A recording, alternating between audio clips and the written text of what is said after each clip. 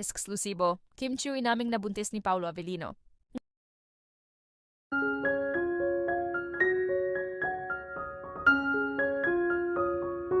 Ngayong araw nga lang pormal na humarap sa media at isinapubliko ng kapamilya child actress na si Kim Chiu ang kaniyang pagdadalang tao sa unang pagkakataon nang ito'y imbitahan sa reality show segment na Fast Talk with Boy Abunda, kung saan naging bukas ang actress sa kaniyang private life at isa na nga dito ang pagiging soon-to-be mom niya. Ayon kay Kim, I'm a little bit scared na i-public ang bagay na ito ngunit kailangan ko itong panindigan at hindi ikahiya. But yes, Tito Boy, it's true, I'm 4 months pregnant. And the father of my child is Paolo. Actually, this is unexpected blessing from us dahil sa edad ko pa lang ngayon ay sinubok na ko ng tadhana na maging isang ganap na magulang at ina. And lastly, I know na madaming nakakapansin sa paglubog-litaw ko sa showbiz industry at isa na nga din ang pag-umbok ng tiyan ko dahil akala ng iba ay bloated lang akong tao.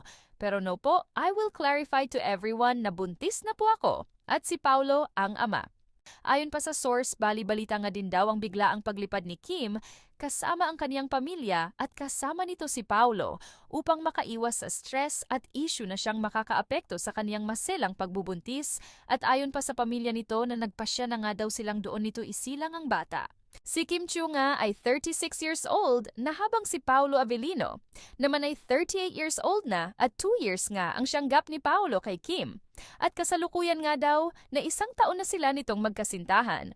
Samantala sa pagkakataon naman na ito ay trending at patuloy na pinag-uusapan sa social media ang viral latest photo ni Kim kung saan matapang nitong nilantad ang kaniyang baby bump.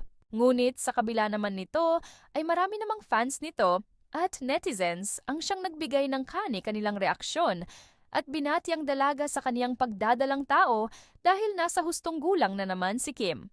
At sobrang saya nga daw nila dahil si Paolo ang nakatuluyan nito sa huli. Matapos, ang ilang lalaking dumaan sa kaniya ay natagpuan na nito ang tunay na pag-ibig na kaniyang inaasam noon pa man. Ayon pa sa mga ito, sobrang excited na nga daw silang masilayan at masubaybayan ng pamilya at buhay nito at sobrang excited na nga daw silang makitang maging hands-on ang dalawa sa kanilang magiging anak.